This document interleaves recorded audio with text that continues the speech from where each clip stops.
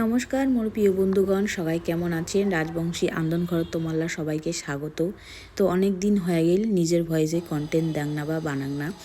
তো অনেক দিন থেকেই মন চাওয়া নাইছিল, ইচ্ছা করে নিয়েছিল যে এখন আলু দিয়া ডাল পানি খাম, আলুর ডাল খাম।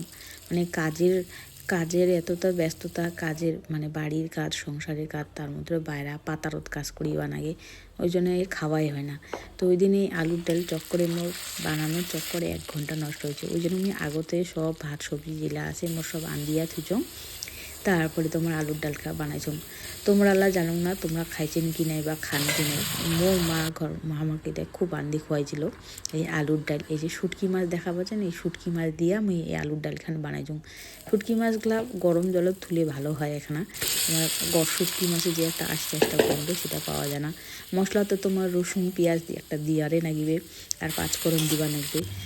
রসুন আর পেঁয়াজ দিয়ে দিলেন, তারপরে মশলা দিয়ে দিলেন তোমার আদা বাটা জিরা বাটা দিয়া বলে ভালো করে মশলাখানে এখানে নাড়াচাড়া করে নিয়ে আলুটা সিদ্ধ করে দিয়ে দিলেন। আলুটা ভালো করে এখানে তোমার মাখিয়ে নিলেন, মাখিয়ে নিয়ে তারপরে তোমার জল দিয়ে দিলেন। জল দিয়ে আলু সিদ্ধ ডাইলা সিদ্ধ হয়ে গেল, তোমার ফুটি গেল। সেটা তোমার যে ভোলা মশলা ছিল আমাইলা ভোলা মাছ দিছি, ভোলা মাছ কয়েকটা দিই। ভোলা মশলার মধ্যে 4টাই ছিল, ওই 4টাই দিছুম।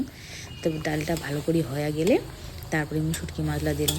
তোমরা আলুর ডাল যতই পাতলা করা না কেন শেষুর যা দেখবেন তোমার আলুটা কত গাঢ় হয়। আমার ডাল